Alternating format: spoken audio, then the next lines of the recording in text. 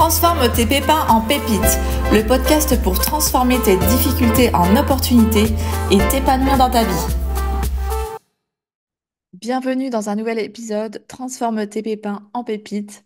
On continue avec notre lancée sur le Human Design, cet outil de connaissance de soi fascinant qui nous permet d'explorer en profondeur qui l'on est. Et l'idée de ces podcasts, en analysant chaque porte, c'est de pouvoir mieux comprendre quels sont tes dons, quels sont tes potentiels, mais aussi quels sont tes challenges. Et ça te permet de voir aussi si tu es aligné ou pas avec cette porte. Si à ce stade-là, tu ne comprends rien de ce que je dis et tu viens juste de découvrir le Human Design, c'est complètement OK. Va juste réécouter les podcasts du début qui expliquent comment lire ta carte graphique. Et tu as également ton e-book que tu peux télécharger pour aller découvrir ton type énergétique et déjà obtenir quelques conseils pour savoir comment tu fonctionnes.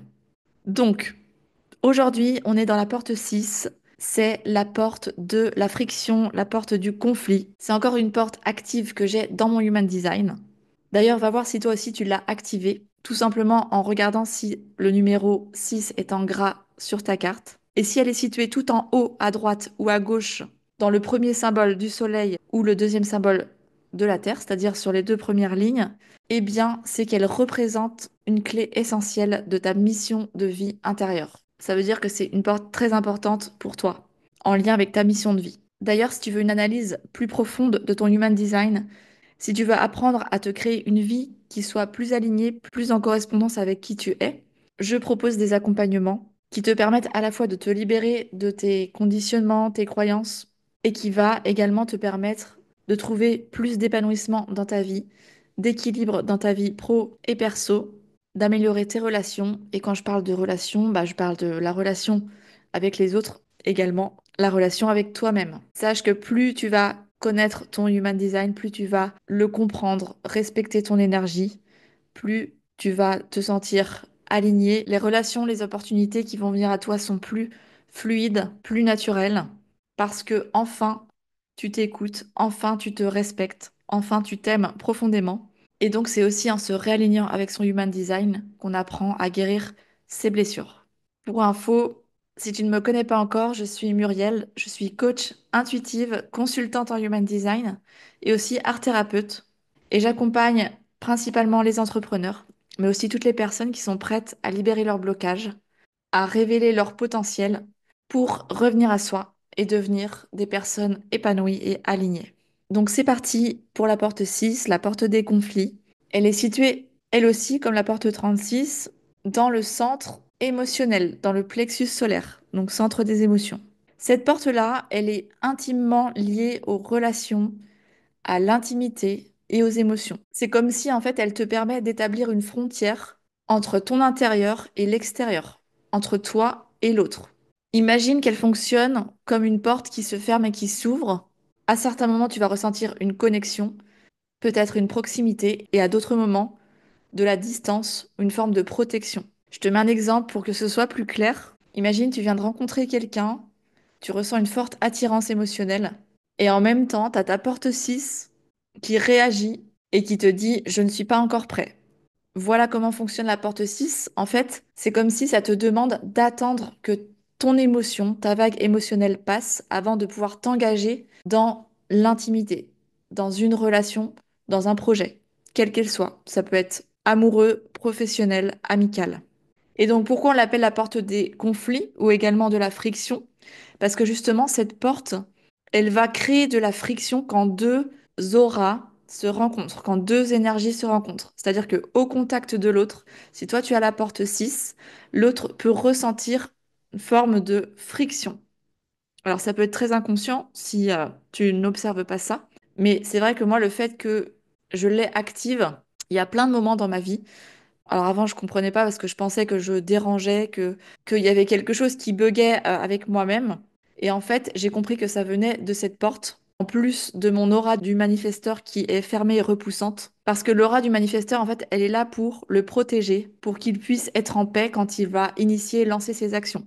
Imagine si tu sens que quelquefois tu peux déranger les autres quand tu rentres dans une pièce ou tu commences une conversation avec quelqu'un et tu ressens un espèce de malaise. Ça peut venir, déjà va voir si t'es manifesteur ou pas, mais ça peut venir aussi de la porte 6. Et d'autant plus, la friction, elle est encore plus forte si tu n'as pas fait ton travail sur tes charges émotionnelles et si l'autre en face, pareil, la même chose, réagit depuis l'ego et n'a pas du tout fait de travail sur lui. Là, ça risque d'être conflictuel. Mais attention, la friction, ici, dans la porte 6, elle n'est pas là pour détruire. C'est pas un conflit destructeur. Regarde-le plutôt comme un catalyseur de vérité et d'authenticité. Imagine dans tes relations pro, ça peut être une relation avec un collègue ou une collègue. Au début, tu sens que tu as du mal avec cette personne. Il y a une forme de tension, tu sens qu'il y a une forme de barrière, il y a de l'incompréhension. Et puis au fur et à mesure que le temps passe, eh bien, tu commences à créer de la confiance, à créer cette relation et ta porte, si elle s'ouvre, tu as pris le temps de parler euh, franchement, de aussi exprimer tes besoins, poser tes limites. Et alors c'est là que tu rentres dans l'intimité avec cette personne et que tu peux établir une relation plus fluide. Donc ce qui est bien avec la porte 6, c'est qu'elle te permet aussi de te protéger des relations avec lesquelles tu n'aurais pas envie d'entrer en intimité. Quand je te dis ça, justement, je te parle de relations qu'on appelle toxiques, plutôt négatives, c'est-à-dire des personnes qui ont tendance à pas être dans la bienveillance, à être complètement dans l'ego, dans les charges émotionnelles, plutôt que dans l'intelligence émotionnelle. Donc moi, j'utilise beaucoup cette porte pour faire mes choix dans mes relations. Donc à chaque fois, dans chaque porte, comme je l'ai déjà dit, on a une partie ombre et une partie lumière. L'idée ici, c'est que tu observes lorsque tu es aligné avec cette porte, tu utilises cette porte dans la lumière, ou au contraire, tu n'as pas encore compris et utilisé cette énergie correctement, et donc tu l'utilises d'une manière désalignée depuis la peur, depuis tes blessures, etc. Donc ça donne quoi quand tu es désaligné? Eh bien, quand tu vis mal ta porte 6, tu vas vivre quoi? Bah, tu vas vivre des disputes qui montent vite. Tu vas être hypersensible aux humeurs des autres. Tu peux avoir des réactions impulsives à la place de ressentir. Ou alors tu peux aussi avoir une fermeture totale, te fermer complètement par peur d'être rejeté. Par exemple, tu vas te retirer totalement d'une relation parce que l'autre t'a mal parlé ou t'as mal répondu un jour où tu étais vulnérable. Par exemple, tu n'attends pas la fin de ta vague émotionnelle, tu décides de tout couper, de partir, et après, tu regrettes. Ça m'est arrivé plein de fois dans ma vie, et en plus, avec la porte 36 que j'ai expliqué dans l'autre podcast sur les crises émotionnelles, imagine la tempête à l'intérieur. Le jour où j'ai compris ça, en fait, ça a été un soulagement. Ça ne veut pas dire que les émotions, elles sont parties, mais que je me dis, ok, ça fait partie de moi. Maintenant, comment on fait et qu'est-ce que je vais mettre en place pour mieux vivre ces deux portes? Surtout que ça, moi, c'est mes deux portes principales qui sont dans ma croix d'incarnation, c'est-à-dire dans ma mission de vie. Et c'est tout l'enjeu, en fait, de mon métier où j'accompagne aujourd'hui les personnes à mieux gérer leurs émotions. J'accompagne les hypersensibles à mieux se comprendre. Voilà, donc si tu es hypersensible, bah tu vois, ça peut venir aussi de cette porte-là. Et donc, ça donne quoi une fois que tu as compris et que tu es aligné avec cette porte 6? Eh bien, déjà, qu'est-ce que tu vas faire? Eh bien, tu vas être capable d'observer ton émotion avant d'agir.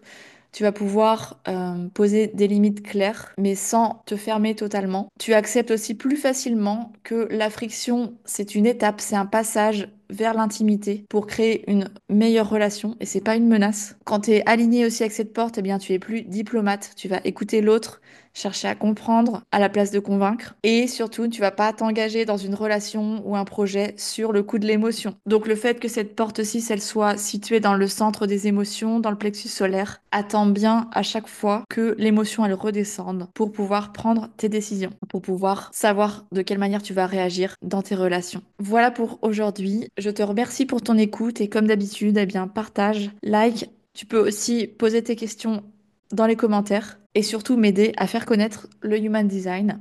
Et va voir aussi si toi tu n'as pas la porte 6, bah, va voir si dans tes proches, certains l'ont actif parce que tu vas mieux comprendre quand il y a des conflits, quand il y a des malentendus, quand il y a des frictions. Déjà, rien que le fait de comprendre cette énergie, eh bien ça permet d'apaiser les relations et de comprendre que c'est pas la faute de l'autre, que c'est pas parce qu'on a cette énergie que c'est de notre faute. Si par exemple c'est ton enfant ou ton chéri qui a la porte 6, eh bien tu peux l'aider justement à mieux vivre ses émotions ou le diriger vers des outils qui vont lui permettre de mieux vivre cette friction. On se retrouve dans un prochain épisode pour une nouvelle porte et là ça sera la surprise. Je te dis à très bientôt. Ciao ciao.